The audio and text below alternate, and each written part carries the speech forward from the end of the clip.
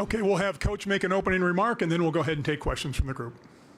Yeah, I'll start off saying, really just grateful for you guys hanging around here today. I know it's late in the day and I'm last here, but really appreciate what you guys do for the Big 12, and certainly those of you that cover our program, what you do for Iowa State football. Really on behalf of Iowa State University and our football program, I am honored to be here. We've got 4 great young men that have come with us, 4 fantastic seniors that I brought with me today, and I would like to talk just a little bit about these 4 guys because I think they've been pillars of excellence within our football program.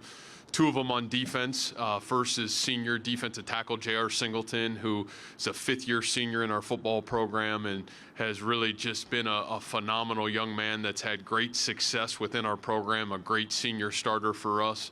And then a senior middle safety for us in Bo Frailer.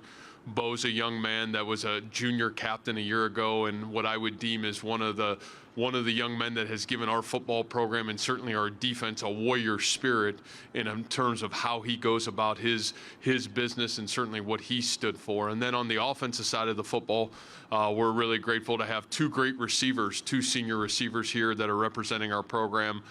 First is Jaden Higgins, a 6'4", big outside wide receiver, a young man that really the second half of the season I thought was maybe as special as any receiver in college football, really played great football for us. And then also senior, again, junior captain a year ago in Jalen Knoll. And Jalen, much like Bo, a young man that has been a 4-year starter in our program, a guy that exudes a standard of excellence in every single thing he does. And so really proud of the young men that I brought with me today. Really proud of our football team coming back. There's a group of 18 seniors that have led the way since January. They've been phenomenal in their approach to our football program. Really took a lot of confidence from last year's football season, spearheaded into the offseason this year, and really our focus has been really our best becoming the standard. And I think when you have so many guys that have coming back, that have played football in our football program, learning how to be your best in everything you do as you prepare for the season, to have great confidence going into the fall is really special, and this group has been nothing short of exceptional in what they've done. So excited about our football team and look forward to answering any questions you would have for me. Okay, ask a question, raise your hand. We'll get you a handheld microphone. We'll stay here on the right-hand side, row 1, right in the first seat. Kenneth Berry, Touchdowns and Tangents. Coach Campbell, you've been obviously really close with these Iowa State teams, especially even going back before Purdy, but you've been very close. What do you feel like this team needs to do to get over the hump? And as far as just building out, the program and the future of it, how secure do you feel about your future at Iowa State? Yeah, it's been an unbelievable ride here. This is going into my 9th football season here at Iowa State. The first part of that question I would say is, not only close, I mean, we've been there. We've been able to get to the Big 12 championship game. We've been able to win the regular season conference, and we've been really close in a lot of other seasons. And, I think as our young team coming off a rough year in 2022, and the way our team and football program responded last year, it was really fun to watch this football team come back to really the standard of who we are and what we've been, and what we've been has been really special. So, from that point, really excited. And then, the future of it, you almost take every season one day at a time, and one opportunity at a time. Like I said at the beginning of this, just really grateful to be at one place for 9 football seasons and the ability to lead something that I think has stood for something that's really special right now in the college football. We'll go to the left side, row 3 in the middle. Hey, Matt, Colin Wilson with the Action Network. As much as I wanted to ask you about your tight ends a 3rd year in a row, you had a top 15 rank in rush explosives and pass explosives. Iowa State's always a move the chain success rate animal. Where did the explosiveness come from? Will we see it again? Yeah, well, I think the explosiveness comes when you have explosive players, and again, you went into last season so young that even you saying that stat would have shocked me a year ago just because you didn't know who we were. You knew we had really talented young players. How fast could they mature? But when you talk about, certainly the play of the true freshman tailback a year ago in Abu Sama and what he did, there was another true freshman, Carson Hansen. Both those guys kind of took the bulk load of snaps at the tailback position, were able to create explosive plays. And then you look at the receiver position and what Jaden Higgins became through the entirety of last football season. By the end of the season, really being a dynamic playmaker, and you were able to couple him with Jalen Knoll. And then you talk about the true freshman tight end, Ben Bramer, who we feel like has got a chance to be as special as anybody. And then you put that around Rocco Beck and watch what he evolved into from where he was as a redshirt freshman, kind of forced into the starting position, to, man, by the midpoint of the season, this guy's got a chance to be really special, and this guy's got a chance to be dynamic in his ability to be a great facilitator of the football to those guys. That's really what occurred last season, and obviously, yeah, you want to see that continue to grow forward. And I think when you have those players, and some of those players being so young, to see now them grow into their position, it's going to be really fun to watch this fall. Okay, we'll go to the right side, row 2, second seat in. Neil Meyer with the Front Office News. Coach Campbell, you have a great relationship with a guy like Scott Satterfield and Tyson Veit, who recently came to Cincinnati. Walk us through what that process was like and your relationship with both of them and how that move came about. Yeah, I would just say for me, one of the responsibilities that I feel like as a head football coach is not just to your players and getting them to reach their full potential and be their best, but I feel like it's equally my responsibility of our staff members and continuing to help them get to their goals and aspirations. And, Tyson was such a great anchor for us defensively at Iowa State and what we became and what we've been able to do. Tyson's been with me for 9 years, our 9 years at Iowa State, and then prior to that was with us for the 3 years at Toledo. And, obviously Scott and I were together at the University of Toledo, and I just felt like, number one, close to home, back home for Tyson. Number two, obviously the utmost respect for the Cincinnati football program. And then number three, the utmost respect for Scott. I just felt like it was a great opportunity to maybe at least help bridge that gap. Tyson, to his credit, did a great job interviewing for the job, and Scott, I think, made a great hire. I think they're going to make a great team together for sure. We'll stay on the right side, third row. Hey, Coach. Payne Blazevich, 24/7 Sports. In his first season as a starter, Rocco Beck surpassed expectations. How do you see his trajectory moving forward, and where can he continue to rise as he heads into his second season as a starter? Yeah, I think the biggest thing for Rocco is, when you finally have videotape of yourself in game action, to be able to go back and, as an individual and collectively as a coaching staff, go back and really work through, man, what went really well, man, where are you really having success, and how do we grow forward? And again, to me, that is the great reward of coaching, and that's the great reward of playing, is you're either getting better or you're getting worse. And to me, it's a confidence factor, I think, of playing in those big game moments and being the guy with the ball in the hand, making all those decisions. And I think what you saw really from the midpoint season on, this guy just start to really flourish and have comfortability in the role of being the starting quarterback. And then I think the other thing is really just the ability to do the common things in an uncommon way. Sometimes I think we get so enamored in all the other things, but man, taking care of the football, distributing the ball where it needs to go based on what the coverage dictates,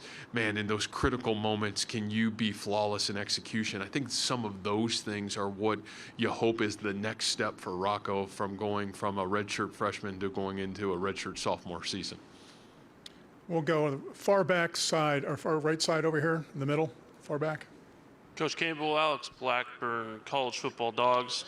How important is Abu Sama's success to Iowa State as a whole? Do you think he can build off last year well? Yeah, I think when you looked at our football program over the last 8 years, when we have been able to run the ball with great success, we have been a really, really dynamic football team. And, so when you ask the question, how important is Abu, and I would just say our running back room in general, the growth of that room, because it's still a really young room. You're talking about, 2 true freshmen a year ago, Carson Hansen being the other one, and then you talk about Dylan Lee as a true freshman, and then we did pick up a veteran, Jalen Jackson, that came in this year. But you talk about the growth of that room. We think it's as talented, maybe as top to bottom as what we've had at Iowa State. But to watch that room really take a huge step forward is going to be critical. When you have great balance offensively, I just heard Coach Gundy talk about it, man, you really force the defense to have to defend the entire part of the football field. And so I think really, really important for us. And again, when we've been at our best, we've been able to run the football as good as anybody. Go to the left side, 5th row. Yeah, Matt, Barry Trammell with the Tulsa World. I can't remember if 18 or 20 starters you conceivably could have back. How difficult is that to return that many guys in this day and age? I mean, rosters turn over so quickly, and just the novelty of having so many veterans back. Yeah, I think it's really hard, Barry. I mean, and you face challenges, unique challenges that have been just so different from when I started, even at Iowa State, to where we are today. Is, a place like Iowa State, the only way you're really going to have success is retention and development. We just are not going to ever be the people that have the most money or the most NIL money. We're going to have to be the team that develops our players better than anybody. And, again, when we've been at our best, we've been older, and we've been able to keep our guys, and be able to get older. And so just a great credit to our coaching staff right now. I think a great credit to our senior leadership. We've got a really great locker room, and I think there's no way we would have been able to keep or retain the players in our football program and the quality of players in our football program if we didn't have a great locker room and they believing in the coaches and they believing in their teammates and themselves. So we're really fortunate for what we have. Okay, we'll go right here, 7th row, center aisle on the left side. Matt Domizzo, WDAY in Fargo. You've imported a couple of Bison guys. First, the addition of Tyler Roll and Eli Green. Can you give me a little bit of background on both and what their additions can mean to your football team?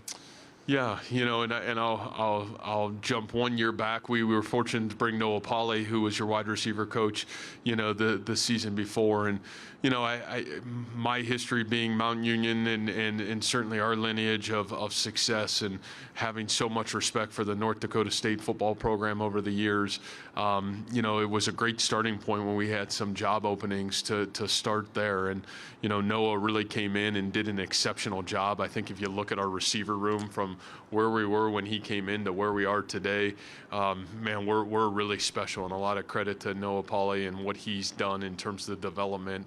And then I think the same thing that I would say with Tyler. We not only bring a football coach that's got an exceptional football mind as an offensive coordinator, but you also bring into the running back room this really talented running back room, a player that was a phenomenal player at North Dakota State that understands what it means to be his best, played in the National Football League a little bit, and then to watch his coaching journey, and he didn't start right back there. He had to work his way back up from the ground up and, kind of fit the mentality of our coaching staff. And, what both of those coaches have meant to us has been nothing short of exceptional. They brought energy and they brought our same belief system. And man, how do you love, care, serve, empower our players and develop our players to be the best? And then you talk about Eli Green. We're really fortunate. Obviously, that kind of came out of nowhere, and all of a sudden, a young man that had relationships on our staff. We knew a little bit about Eli from afar, but I think, just the ability for us to get a young man that,